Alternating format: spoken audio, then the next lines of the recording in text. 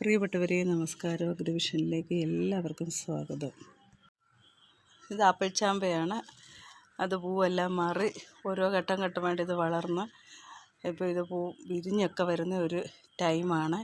ഒന്നും വിളവും പാകവും ഒന്നും ആയിട്ടില്ല.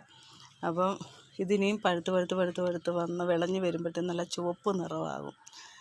മിക്ക സ്ഥലങ്ങളിലും ഈ ആപ്പിൾ ചാമ്പ ഉണ്ടായി വരുമ്പം തന്നെ ഇത് ചെറിയ ചെറിയ പുഴുക്കളും ഒക്കെ വന്ന് കുത്തും. അതുപോലെ തന്നെ ഒരു പരുവരുപ്പ് പോലും ഇതിൻ്റെ പുറത്തൊക്കെ ഉണ്ടാകും, കേടുണ്ടാകും, അങ്ങനെയൊക്കെ ഉണ്ട്. അപ്പോൾ അതിന് നമുക്ക് ചെയ്യേണ്ട ഒരു പ്രതിവിധി എന്ന് പറയുമ്പം നമ്മൾ പൂവാകുമ്പം തന്നെ ഇതിൻ്റെ ഇലയിലും തണ്ടയിലും ഒക്കെ നീം ഓയിൽ, വെളുത്തുള്ളി, വേപ്പെണ്ണ മിശ്രിതം നമ്മൾ നന്നായിട്ട് സ്പ്രേ ചെയ്തുകൊണ്ടിരിക്കണം. ഒരു 3 ദിവസം അല്ലെങ്കിൽ ഒരാഴ്ച 2 പ്രാവശ്യമെങ്കിലും കുറഞ്ഞ് നമ്മളങ്ങനെ മുഴുവൻ ഇലയിലും തണ്ടയിലും ഒക്കെ ആകുന്ന രീതിയിൽ സ്പ്രേ ചെയ്ത് കൊടുത്താൽ ഈ കീടങ്ങളൊക്കെ മാറുകയും നമുക്ക് പൂർണ്ണ വളർച്ചയിലെത്തി നല്ല പഴുത്ത് പാകമാകുന്ന രീതിയിൽ തന്നെ ഈ പഴം നമുക്ക് ഉപയോഗിക്കാനും പറ്റും. ഇങ്ങനത്തെ വൈറ്റമിൻസൊക്കെ ഉണ്ട്, ധാരാളം നാരുകൾ അടങ്ങിയതാണ്. അപ്പം പറിച്ച് കഴിക്കാനൊക്കെ നമുക്ക് നല്ലതാണ്.